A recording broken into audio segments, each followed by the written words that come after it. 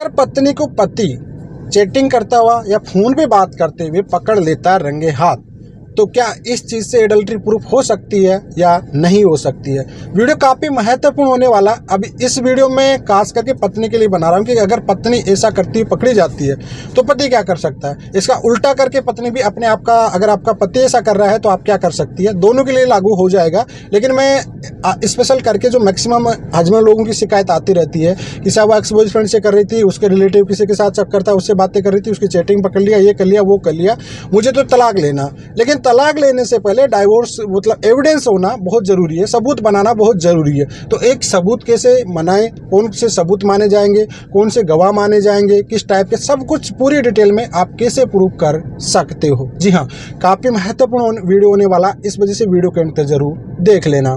तो चलिए दोस्तों, नो टाइम पास नो बकवास, सीधा करते हैं काम की बात। मैं हूँ हंस। सेकंड बात दोस्तों, कमेंट में नंबर ना छोड़े। अगर आप मुझसे ही बात करना चाहते हो, डिस्कशन पूरी डिटेल होती है, अपॉइंटमेंट बुक करके आप बात कर सकते हैं।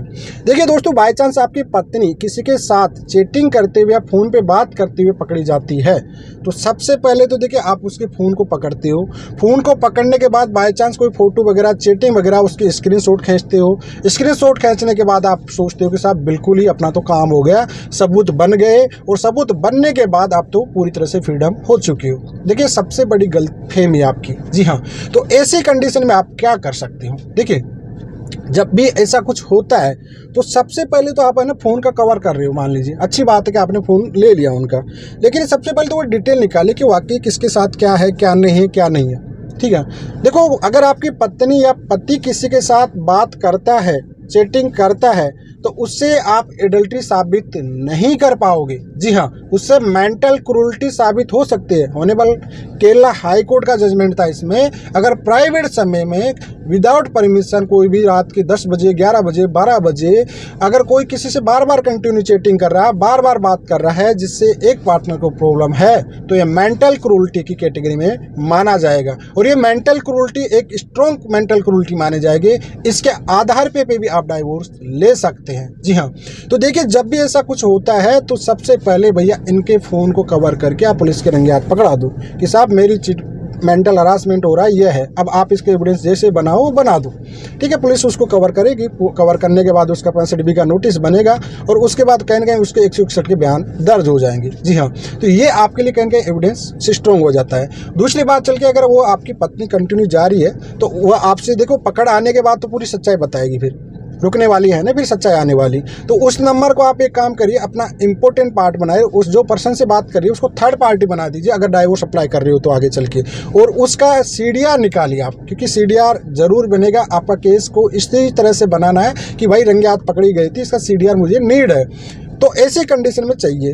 तीसरी बात देखो, अगर आपकी पत्नी कभी आप विश्वास प्रेशर में डाल के या बातचीत पूछते हो इस कंडीशन टाइप की, तो कहीं ना कहीं से ये होता है कि कभी आपने मिले हो, नहीं मिले हो, कहीं ओयो गए हो, होटल गए हो, किसी भी आप गए हो, तो कहीं ना कहीं अगर आपको बता देती है वाकई चीज़ पूरी प्रॉपरली मिलती है, तो वहाँ से भी आप 91A की एप्लीकेशन लगा के उसकी बुकिंग की पूरी डिटेल निकाल के प्रूफ कर सकते हो। चौथी ग्राउंड आप बना सकते हो दोस्तों, अगर बाई चांस आप घर पे नहीं, तेरे पीछे घर से किसी को बुलाई थी और किसी ने उसको देखा था, किसी ने वीडियो बनाया, ऑडियो, या वाकई कोई पार्टनर ऐसा है, जैसे कोई आपका अड़ोसी पड़ोसी ऐसा कि वाकई इस डेट को इस टाइम पे यहाँ पे कोई थर्ड पर्सन निकला था इस घर से, और वही पर्सन अगर आगे जाके उसका ही नंबर पाया जा रहा है और CDR में उसकी लोकेशन आ रही है कि दोनों की उस डेट पे मैच हो रही है, दोनों यहाँ पे मिले हुए हैं, तो वो भी आपका एडल्ट्री ग्राउंड माना जाएगा। और फिफ्थ ग्राउंड ये होगा दोस्तों कि भैया अगर कोई भी नियर बाई वाला अड़ोसी पड़ोसी देखा है उसको, तो उसने अगर अपने आई विटनेस के तौर पर आपके पक्ष में गवाही दे दी है, तो भी आपकी एडल्ट्री प्रूफ हो जाएगी, मेंटल क्रूरल्टी प्रूफ हो जाएगी। इससे आपको अच्छे आसानी से डाइवोर्स मिल जाएगा। जी हाँ,